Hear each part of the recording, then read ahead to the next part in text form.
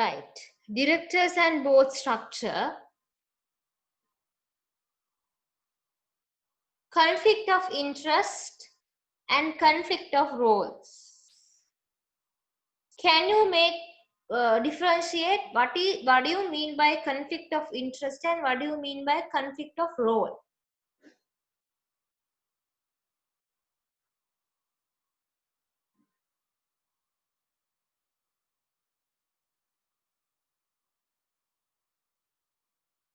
What is conflict of interest and what is conflict of roles?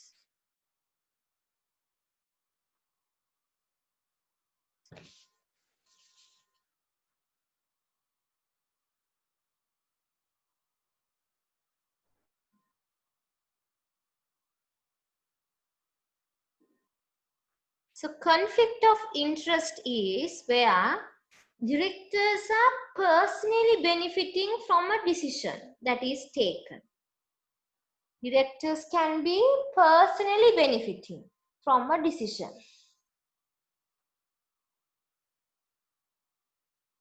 What can be the examples? What can be the examples? Deviation of individual interest is yes. Mismatch of interest is yes. That is the reason. Now directors, they should not personally benefit, no? But because of one particular reason, decision that is taken by the company, they might be personally benefiting it. Then it's a conflict. Then it's a conflict for their stewardship. The conflict for their trust, fiduciary duty. It's a conflict. What are the examples that you can give? It can be directly or it can be indirectly. They might encounter conflict of interest. What are the examples?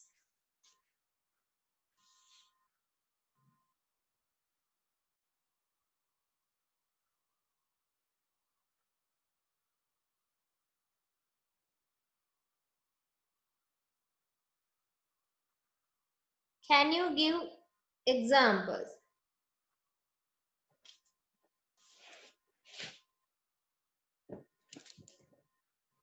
Not the companies that I'm asking, the situations where the conflict of interest can occur.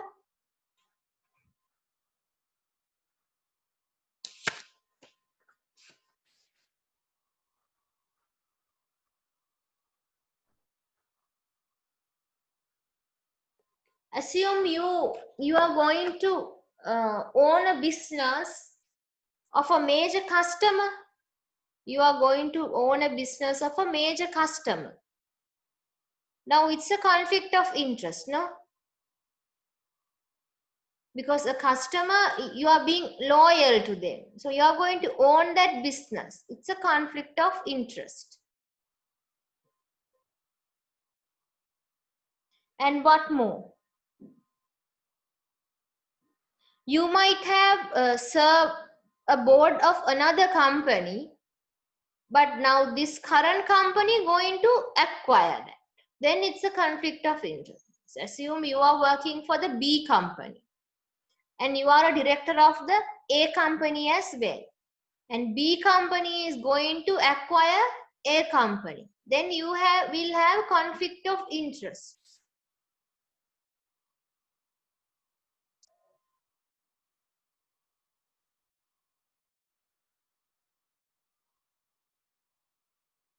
Or assume you are going to, the company is going to search for a new supplier, right? Your company is A and you are going to go, you are searching a new supplier. Assume you have decided to make company B as your supplier. You are going to take your materials from company B. And you are a director of that particular company B. Then you have a conflict of interests. You are A company and you are a director of B company and you are going to source materials from B company. You are serving on the board of another company that had business dealings. You have different business, but on that company you are a director.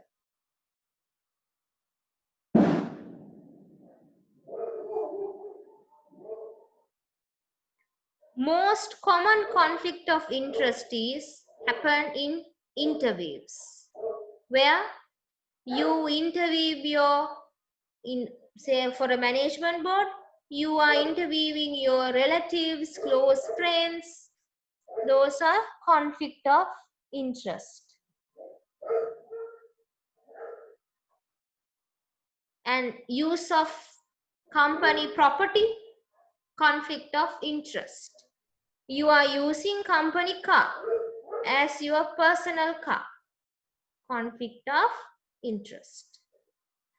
So having understood the conflict of interest, what do you mean by conflict of roles? Conflict of roles is if an executive hold more than one position, then conflict of role. Executive holding more than one position. Example, what are the example? A good, a very famous example for conflict of role.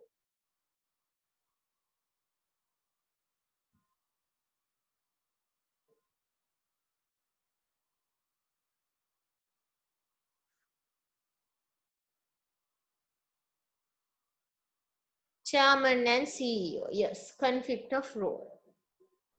Exactly.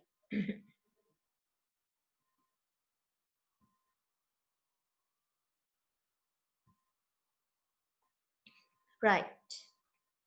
Next slide. What else conflict of roles? Well, another example, chairman and CEO. Most common conflict of role can also arise with the secretary. Some companies, I told you, secretary has to be a legal officer. But some companies, an existing executive is the company secretary. That is also conflict of role. So in your companies, you have to see whether you have conflicting roles, conflicting interest inside the organization.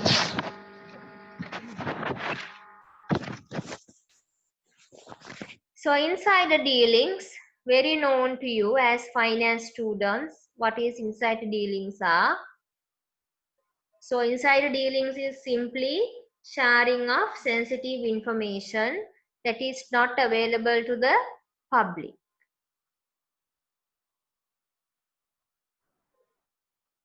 So insider dealing is, providing information. So that is not a crime. Rather, it's not a bad thing to share sensitive information. It has become bad or it has become illegal because it destroys the credibility and the integrity of the stock market. Insider dealings or insider information is not bad information, not something really, repulsive or bad to hear. It has become illegal in all the countries since it damages the credibility and the integrity of the stock market. With this information, people are making profits. It violates the investor confidence inside the dealing.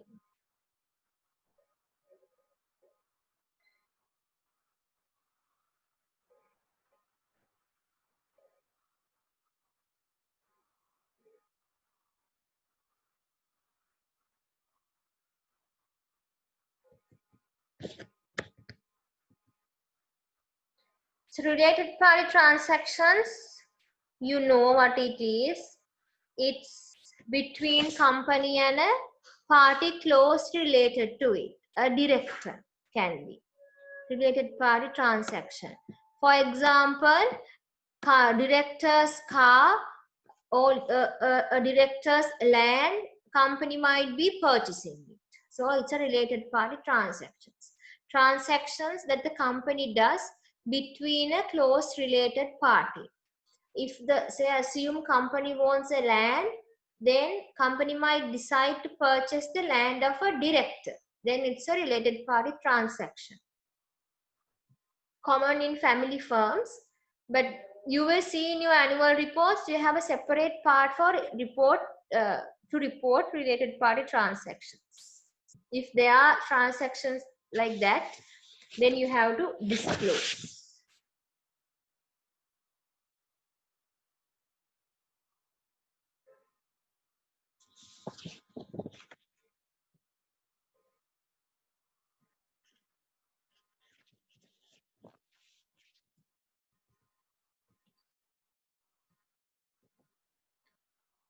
Right. Attributes of an effective board. Now we say board.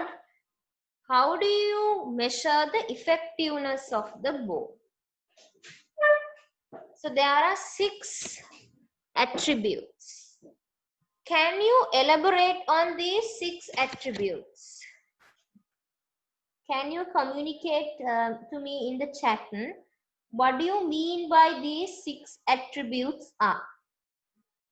What do you think the meaning of commitment, character, collaboration, competence, creativity, and contribution means?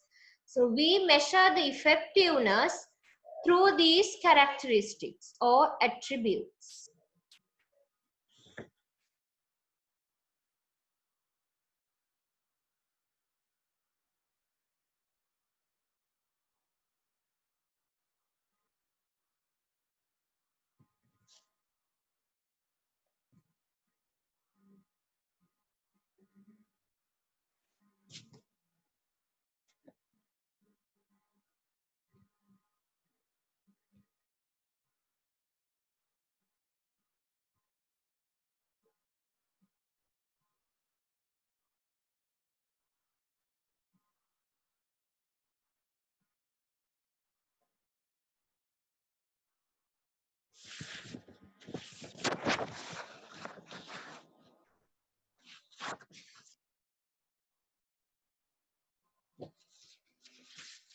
Commitment. What do you mean by commitment? Company, the board has to give their maximum effort. They have to, yes, strive hard. They have to be fully committed on the company's activities.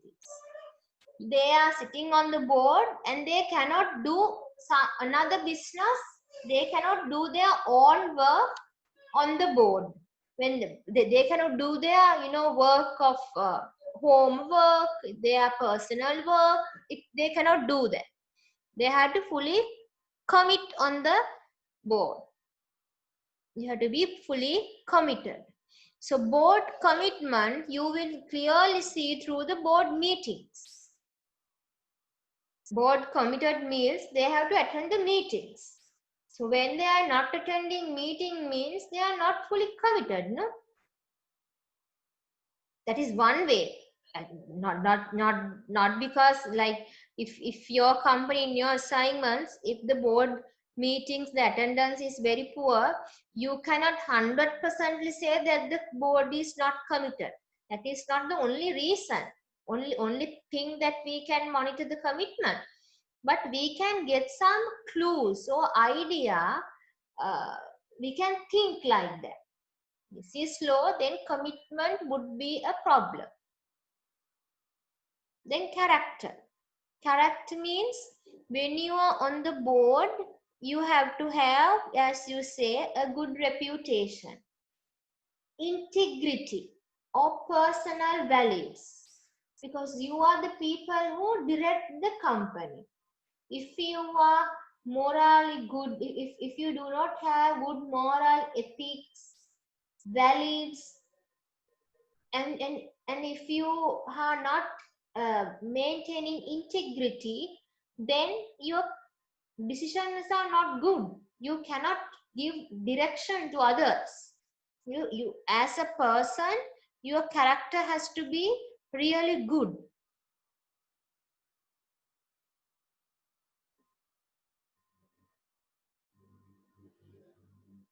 Then collaboration. Collaboration means it's a board of directors. It's not just one board, one director. It's a board. It's a teamwork. So if one director is not collaborating or supporting or contributing, then board can function smoothly. So collaborative work or teamwork is there to have an effective board.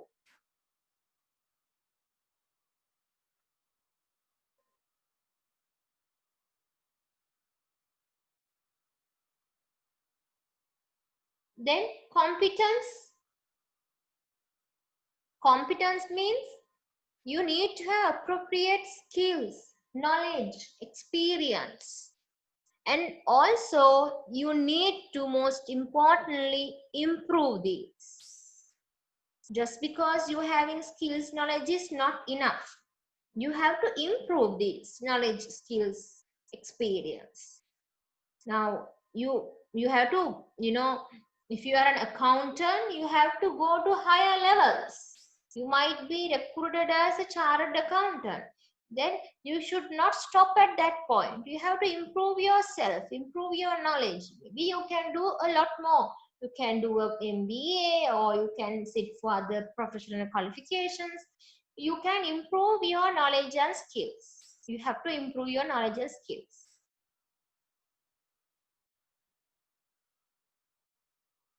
A board is said to be effective when they are creative. Creativity. Board has to formulate strategies. They have to give the direction. So they should be able to think differently and out of the box. They have to think out of the box. They have to bring innovations to the company's thinking, company culture. And they should not just be very conventional.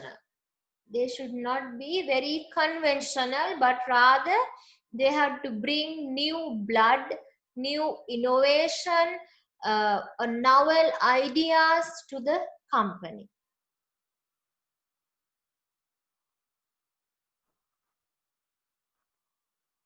Contribution means, as you know, you have to give your fullest support. You have to achieve company's full potential. You have to achieve the company's full potential. You have to go for the maximum.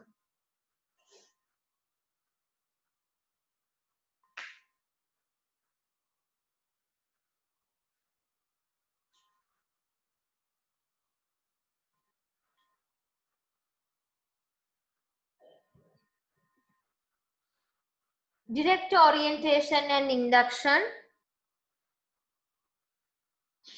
Now tell me, who is responsible for director orientation and induction? Who is the responsible party for director orientation and induction?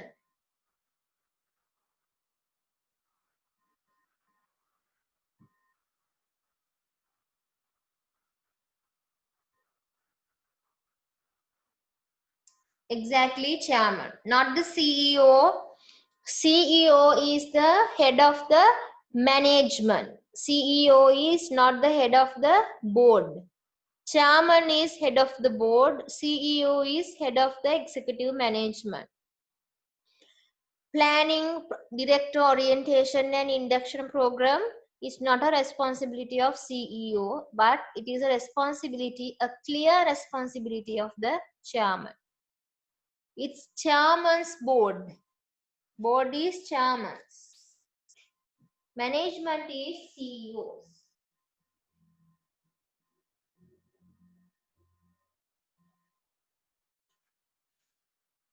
Orientation for newly appointed directors. So why do we need the induction is, if you are not given, when there's a newly appointed director, they have to be, oriented towards the company culture. You have to tell what the company culture is. You have to introduce the people, systems, procedures. Otherwise, if you are not giving a proper induction, director himself have to, adapt to the company's culture. If there are no proper systems, they themselves have to adapt it. So it takes time. It takes to the similar to the universities as well. So in your university, you have induction program. So what do we do throughout the induction program? We invite different personnels and they give speeches. Your seniors give speeches and they make you familiarize with the uh, university culture, university system, your lecturers, classrooms. So it's a 1 month or 2 month or many weeks ahead induction program. So then it's very easy for you all to get adopted to the university culture. It was easy. You know where the places are, you know where the dean's office is, you know where the medical faculty is, medical unit is, and everything. But assume you are not engaged in such an induction, then you yourself will have to get familiarized with the university system. You yourself will have to go and find things and learn. It takes time. Similar to the board members as well. When they have proper induction, it's very easy for them to get oriented to the company's activities. So three fundamental areas to cover. There are three fundamental areas. That is knowledge of the company, its business, and its financial situation. When you are formulating an induction program, it should cover the knowledge, business, and its financial situation.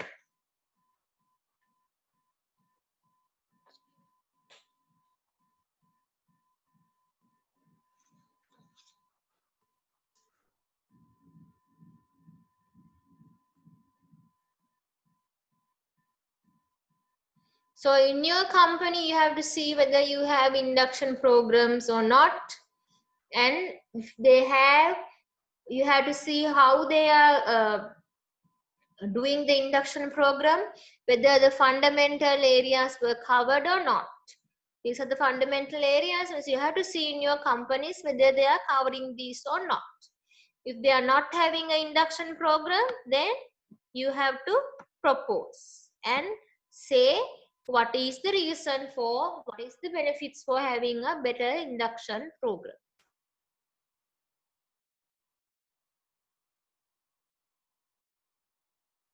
Board meetings, agendas and minutes. So I told you who is the head of the board? Chairman. Chairman needs to plan the board meetings. It's chairman's responsibility to plan the board meetings. Chairman is head of the board. In that, board has to decide why we are going to make a meeting, what we are going to discuss, when we are going to discuss, where we are going to discuss, and with whom we are going to discuss. Why, what, when, where, and who. Why, that is what is the matter. What, about what. Why means why we are having this meeting. What means the subject matters. What are the subject matters? When means the date. Where we are going to meet up. Is it boardroom or outside, and who? Who should be invited? What, when, where, why, who? 5 questions board have to meet. They need to give adequate notice. So that notice is given through, maybe through the board secretary. Secretary is there to communicate the meeting agendas. Chairman is responsible in preparing the agenda. Approach can be the routine approach. Routine approach is the normal meeting that you have experienced. You come to the board, you have the agenda, and you read the minutes, approve the minutes, and you discuss the daily operation matters. Routine approach. Normal, routine, typical meeting style. You read the previous agenda minutes and get the approval, and this meeting minutes you read, and daily routine operation activities you discuss. That is routine approach. On contrast, chairman led approach means chairman decide the agenda. No one is participating to make the agenda when it is chairman led approach. It is chairman by himself make the agenda, and chairman is likely to dominate the meeting. Chairman is likely to dominate the meeting.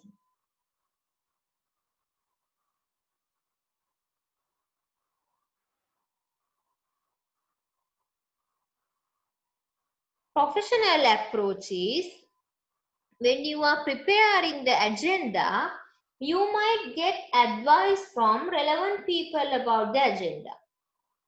Maybe, say, assume you are going to make the agenda. So if the agenda has something about finance, then you might invite your chief financial officer or any other outside finance party to help you make the agenda. Professional approach. Routine approach is the typical meeting behavior, daily operations you discussed. Chairman-led approach is chairman is the one who is making the agenda and he is likely to dominate. Professional approach is you are seeking advice from professional parties to make the agenda. Meets are the formal records of the meeting. So in your assignment, again, you have to see one element I want all of you to do is about board meetings. All the annual reports have details of the board meetings. So you have to see how the board meetings are held. How about their attendance? Is it good or bad? Now, typically, a well-committed board means you have to attend board meetings. You are not attending board meetings means then there is a problem. So you have to cover board meetings in your assignment.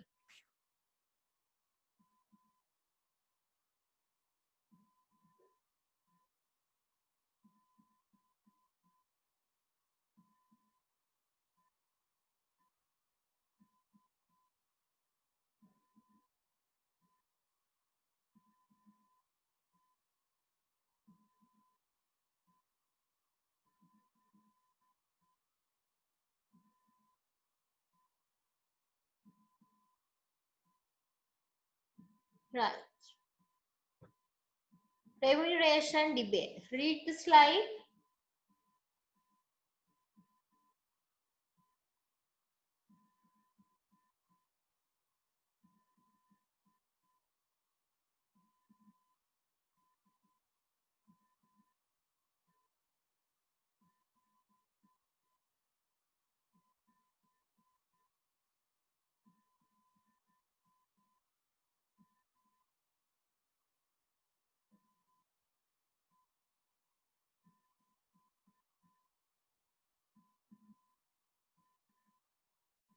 Remuneration debate.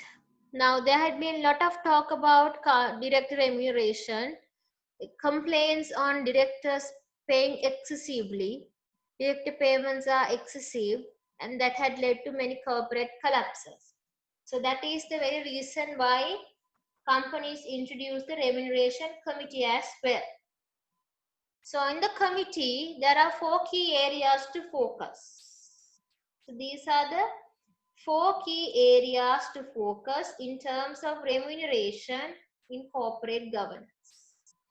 When it comes to good corporate governance, overall level of directors' remuneration, performance measures, because remuneration is directly linked with the performance.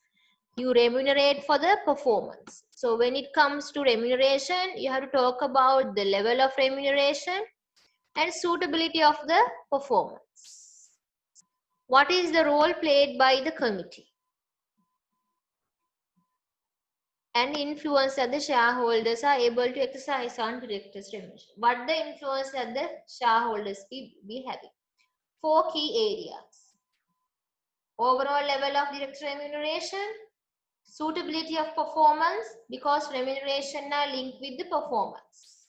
What is the role of remuneration committee and what influence that the shareholders can make? I want you to concentrate on the last point. The directors' remuneration debate highlights principal agent problem.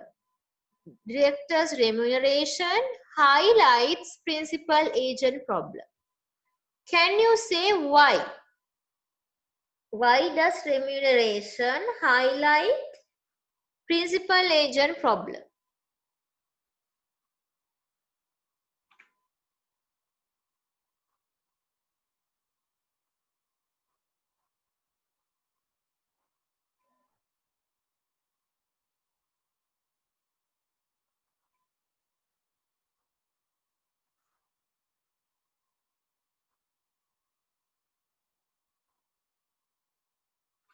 Any answers? Why the direct remuneration highlights principal agent problem is?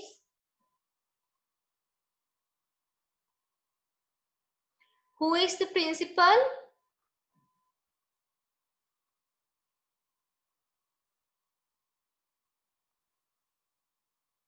Is shareholder.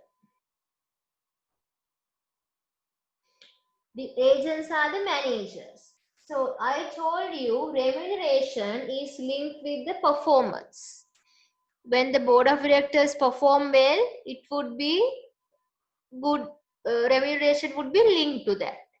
So when the remuneration is linked to performance, they are likely you will have principal agent problems.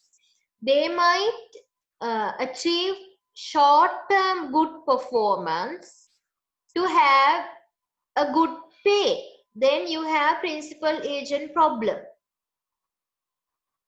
When we are paying, when the remuneration is linked to the performance, then it's likely the agent or the board will have very short-term vision, short-term performance to get the maximum remuneration package. Then there's a problem.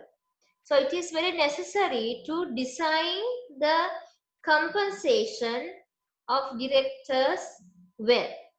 It is very necessary to well design the director compensations in a way that the objective of board of directors and shareholders are linked.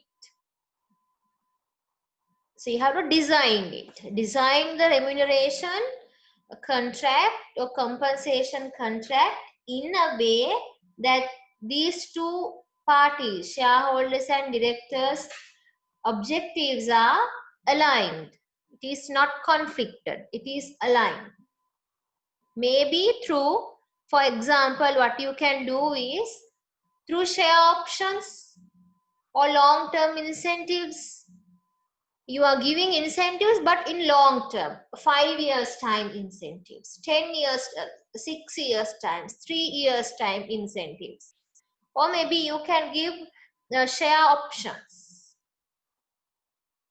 So those long-term measures ensure that the board and the shareholders' objectives are in congruence or are aligned. So I'm repeating again, because this remuneration debate can result in principal agent problems, it is very necessary to ensure that you have a well-designed compensation package that align the interest of both board and the shareholders. So typical way of doing this is through most common ways of doing this is through share options and the long-term incentives. So share option is also long-term focused. Incentives are long-term focused. So then it acts as a good mechanism to align the interest of these two parties. It ensures the congruence between the objectives of board and the shareholders.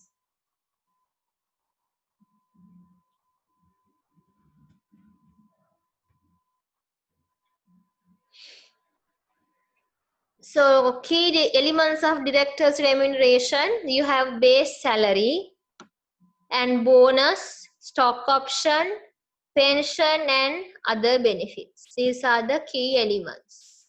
So it's not just the base salary that you have. You can have bonus, options, pensions and other perks like healthcare, car, and many other maintenance packages and the like.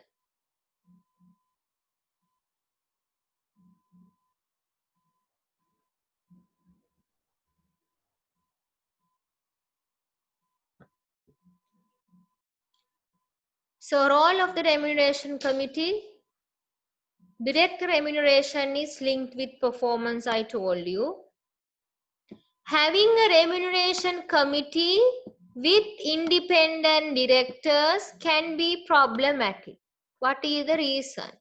Now you need to have remuneration committee. That is understood. Remuneration committee consists with independent directors. That is also good. So can have unbiased compensation packages which are aligned with good practices. However, it can be problematic. Reason: independent directors are executive directors of another company. Most of the cases, they are executives of some other companies. So then there can be a biasness because they know the numbers. They know how they are being paid. So they might apply it to this company as well. Or they might, in their home company, they might be paying less or they might be paying more. So that practice they might incorporate to this particular company whom they are employed as independent directors. Remuneration of executives are compared with their counterparts. They can compare if what are the payments of another company, a subsidiary company, how they are being paid. Those problems can occur. So when they are, because independent directors know, they might not know the real ground realities. They might they are working somewhere else as executives and they are coming here as independent. So they do not know this particular company's ground levels, ground realities. So the compensation packages that they design might not very well suit for this particular company's context. It is not always the case, but it can occur. It can happen.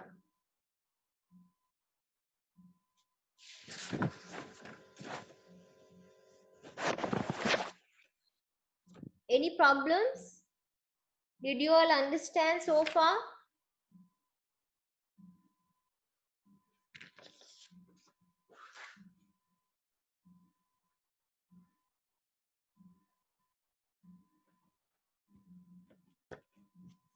So I told you remuneration is linked with the performance. So these are the categories of performance. 3 categories are there basically: market base, accounts base, individual base. So these are some of the examples that we can put under these categories. All of these performance, some of the performance here only can be categorized into market base, accounts base, and individual base. The market base performance measures are share price, shareholder return, accounts base, profit case measures, return on capital, EPS, individual base, individual direct performance. So all these things we can categorize simply into these three categories. These are the not only the performance, there are a lot more. I have given just the example.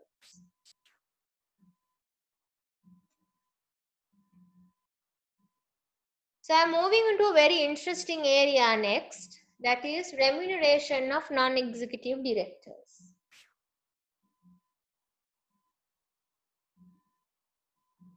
Now, directors' remuneration is decided by a set of non-executive directors in the remuneration committee that is there. Then who would design the non-executive directors' remuneration? Executive directors' remuneration decided by a committee consists of non-executives. Then non-executives, who will design that? That is decided by the board or the articles of association or even shareholders in the general meeting. Shareholders in the general meeting. Chairman cannot alone decide that, because sometimes it is recommended chairman also to be non-executive director. Chairman can be executive, but they cannot involve in company activities. In most of the case, chairman is non-executive.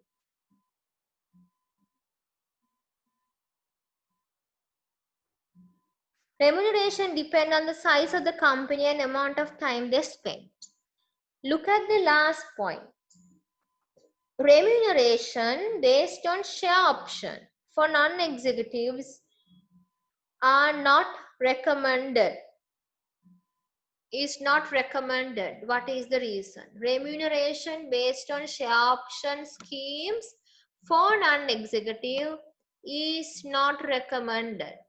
Now, for board, executive board, you see, share option was an element of director remuneration. See, share option was an element. But non-executive directors, it is not recommended. Share options are not recommended. Why do you think? What is a share option? You are given the ownership of options at particular price. Then you can using that option certificate, you can buy the company's shares at a future date in the given price. You have the option to purchase the shares of the company at the price given in the certificate. That is share option.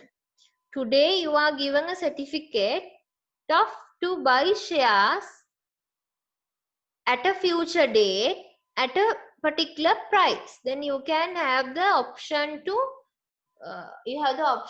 purchase the shares on the given day at the given price. So that is not recommended for non-executives. Exactly. The reason is will affect their independence. Why? It will compromise their independence. It will hinder the independent judgments. Then they would be biased. Why? They do also want to increase the share price. Because there are share options. They can buy shares. If they can increase the share price, then it is good. They can buy shares at a cheap price and sell the shares at a high price. අදනේ decide කරන්නේ share එකේ price එක. අනාගත දවසේ රුපියල් 10කට shares ගන්න පුළුවන්. ඒතර අනාගතේ හිතන්න අවුරුදු දෙකකින් නම් ඔයාලට ගන්න තියෙන්නේ. ඔයගොල්ලන්ට පුළුවන් ෂෙයාර් ප්‍රයිස් ඉහළ යන තරමට හොඳයි.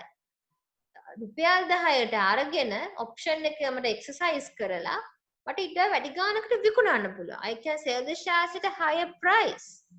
So independent non-executives are also then focused more on increasing the share price because it is benefit to them as well.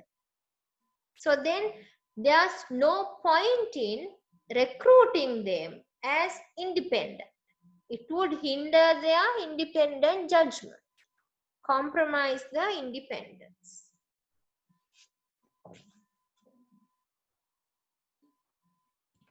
So next slide, you have a disclosure of directors' remuneration, which was set by the CA code. So you have to read this. You have to refer to all of this when you are doing the assignment. So remuneration committee is one element that I want all of you to do. See, the board as a whole, required by the Articles Association, the shareholders determine the remuneration of non-executive directors.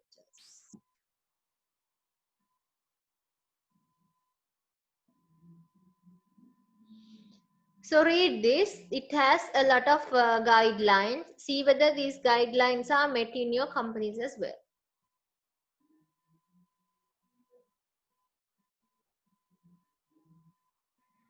So the last slide is international guidance on executive remuneration.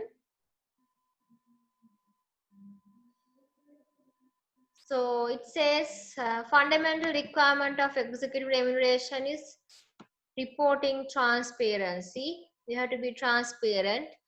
You have to mention the amounts that the directors are being paid. Being transparent means it has to be disclosed. Director remunerations has to be disclosed. If you are going for audit training, then you might know. When you are going for audit training, then you are given the director remuneration amounts as well. It has to be disclosed. Remuneration committee should be presented as a voting item in every AGM. Say on pay. Say on pay means what? What is say on pay? Shareholders have a say on the pay of the directors. Say on pay. That is what it means. You have to vote. The shareholders have to vote for directors. They can select not to vote or they can select to vote. If they do not like, if they think they are being paid more, then they might not vote. Say on pay. Shareholders have a say on the pay of the directors because shareholders have to approve. So there is apparent convergence internationally in terms of recommendations for the compensation, calculation, disclosure of executive remunerations. Convergence internationally means now we observe in first few lessons, country to country, corporate governance practices would be different. But there are areas, these particular areas which are converging. Irrespective of the country, all the codes, UK combined code, US, Italy, Germany, Sri Lanka, whatsoever, everyone is telling the same thing.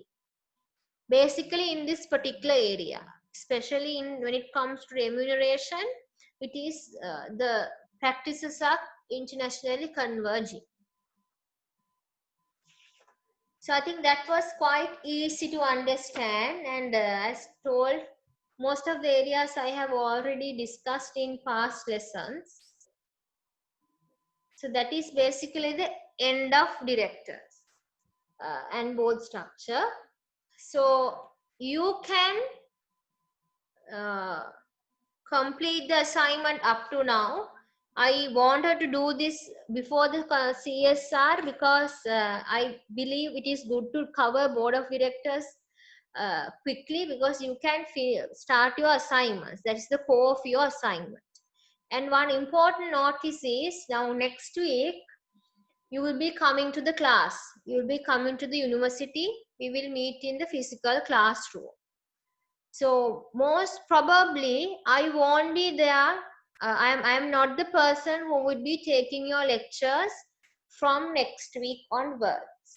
We might not meet physically. I might not come to meet you to the class because your lectures from next week onwards will most likely be conducted by the senior professor Disa Bandara.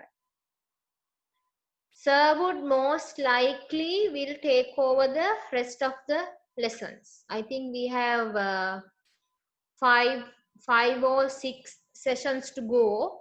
Those 5-6 sessions would be covered by Senior Professor Disa Bandara most likely.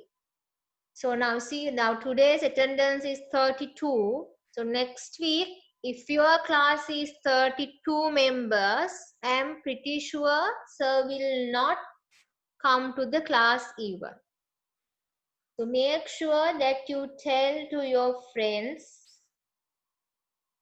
come to the class on time at 5:30. I will tell the sir that your lessons, we are meeting at 5:30. Come to the classroom at 5:30. I think your class is at SBTF 203. I can't remember. It might be in your timetables. So I think sir would be coming. I'm not 100% sure, but most likely rest of the semester would be conducted by the senior professor Disa Bandara. So make sure with your attendance.